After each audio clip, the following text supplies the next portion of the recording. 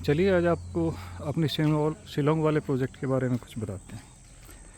ये जो सामने आपको दिखाई दे रहा है, ये वाला रूम हमारा इलेक्ट्रिकल रूम होने वाला है, जिसके अंदर डीजी एलटी पैनल ये सब आने वाले हैं। इसके साथ में ये वाला जो है, ये बेसिकली हमारा स्पॉन मिक्सिंग एरिया है, जहाँ पे हम लोग स्पॉन मिक्स करेंगे और बैग में फिल करेंगे।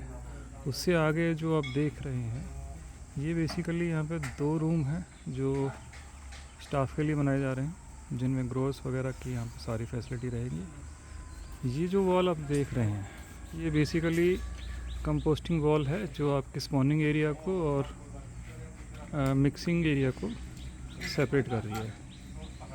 हमारा पर्पज़ है कि यहाँ से जो हम स्पॉन लोड करेंगे, तो इसके बीच वाले पोर्शन से यहाँ से हम लोग इसको लोड करने वाले हैं। बाकी साइड से टोटली ये सील्ड रहेगा, इधर से भी और उधर से भी, तो किसी भी तरह की कोई फ्लाइज वगैरह की एंट्री यहाँ पे नहीं होने वाली है। अब इससे थोड़ा आगे बढ़ते हैं, तो ये हमारा टोटली ये वॉल अभी यहाँ से सारी कंटिन्यू होने वाली है यहाँ तक, जिससे कि ये आपका ये वाला एरिया जो स्पॉनिंग का एरिया है ये, और जो आपका मिक्सिंग का एरिया है, ये दोनों सेपरेट होंगे। सामने जो आपको नज़र आ रही हैं, ये 2 टनल हैं,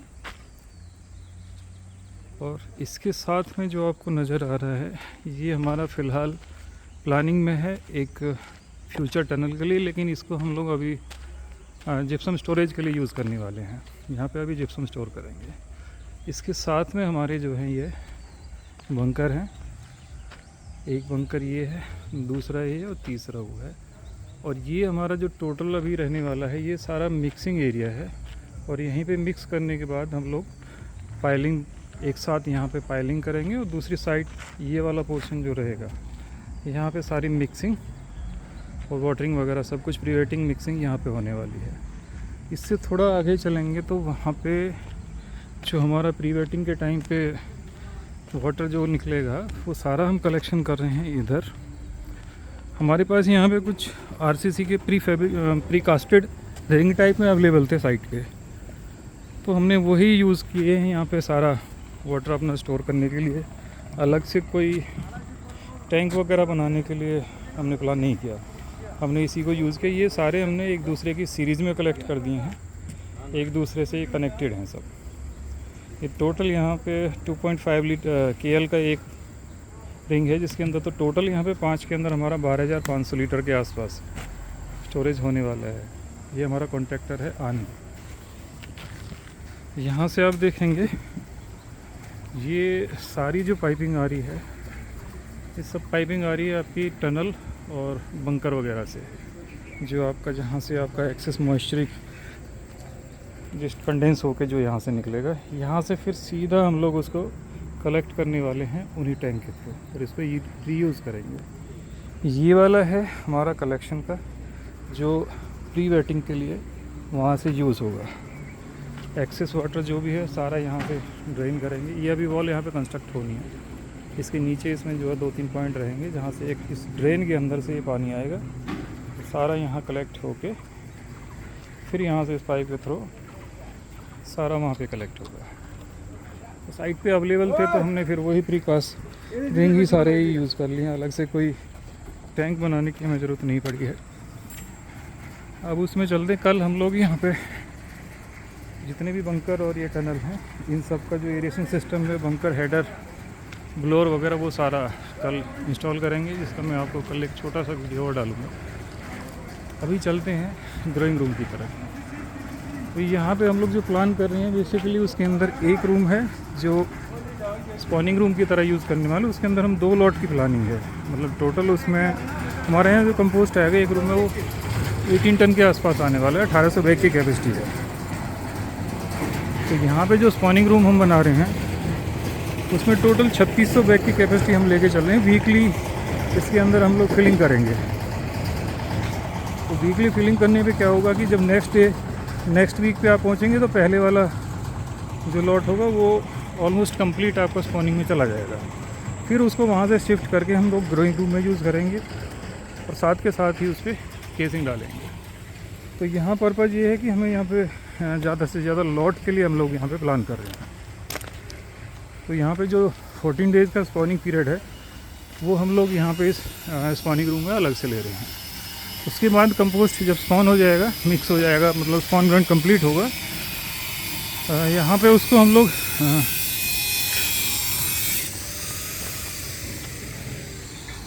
ये है स्पॉनिंग रूम, पहले दिखाते हैं। अभी पार्टीशन नहीं हुए हैं, अभी इसमें 2-3 दिन बाद स्टार्ट करेंगे। तो यहाँ पे आप देख रहे हैं ये दोनों, एक लाइन में आपकी 1800 बैग और दूसरी लाइन में भी 1800 बैग आएंगे। तो स्पॉन कंप्लीट होने के बाद हम लोग इसको जो है कंपोस्ट को ब्रेक करेंगे, मॉइस्चर ऐड करेंगे और साथ के साथ जो है केसिंग डालेंगे। और प्लानिंग कर रहे हैं हम यहाँ पे क्रेट की।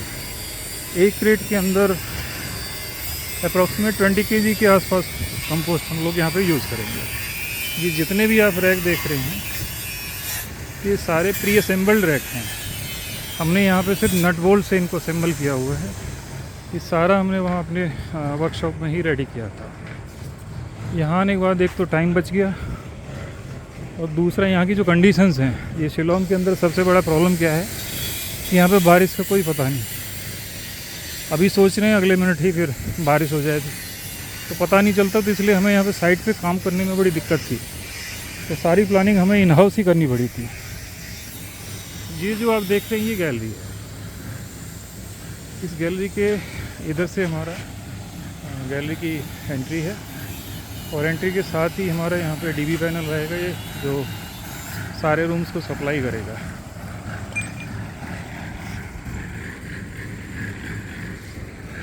उसके एंड में लास्ट में हम लोग यहाँ पे कोल्ड स्टोर प्लान कर रहे हैं। तो हमारी जितनी भी पैकिंग होगी इस कॉरिडोर के अंदर होने वाली है सारी। लास्ट में यहाँ पे ये आपका कोल्ड स्टोर रहेगा। और ये हमारे यहाँ पे 5 टायर रैक हैं सारे।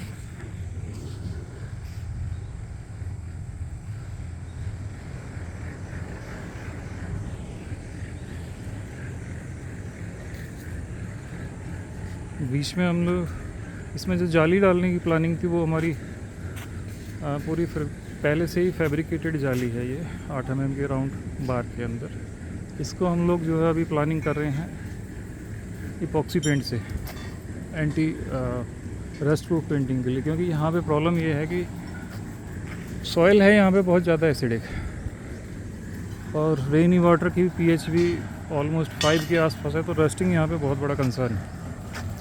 उसको अवॉइड करने के लिए हम लोग यहाँ पे इपॉक्सी यूज़ करेंगे, तो उससे हमें काफ़ी लाइफ मिल जाएगी। रस्टिंग की प्रॉब्लम अभी भी आप देख रहे हैं तो ये करीब 1 महीने से बाहर रखे हुए थे, वो भी इन पे जो है रस्टिंग की प्रॉब्लम आई है।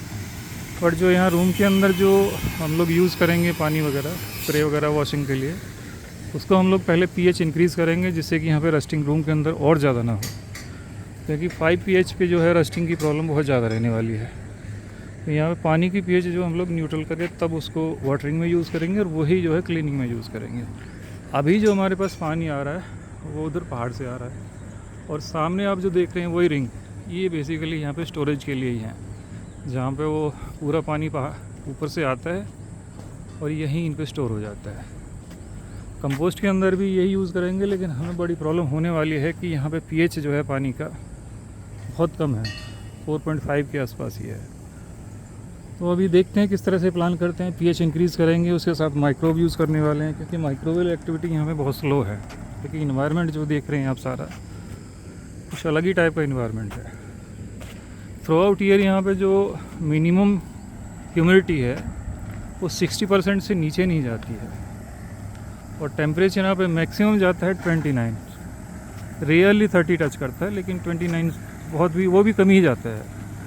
और नाइट का टेम्परेचर 22, बहुत गया तो 23। कुछ फेवरेबल कंडीशंस भी हैं, कुछ चैलेंजेस भी हैं। बट यहाँ पे साइकिल हम लोग एक रूम से 10 साइकिल का टारगेट है और उसको हम 2 साइकिल 2 फ्लश के साथ ही निकालने वाले हैं। और उम्मीद है कि एक अच्छा टारगेट यहाँ पे सेट करके चलेंगे और उसमें कामयाबी मिलेगी। कल आपको जो है बंकर एरिएशन सिस्टम इंस्टॉलेशन का वीडियो कल मैं डालता हूँ।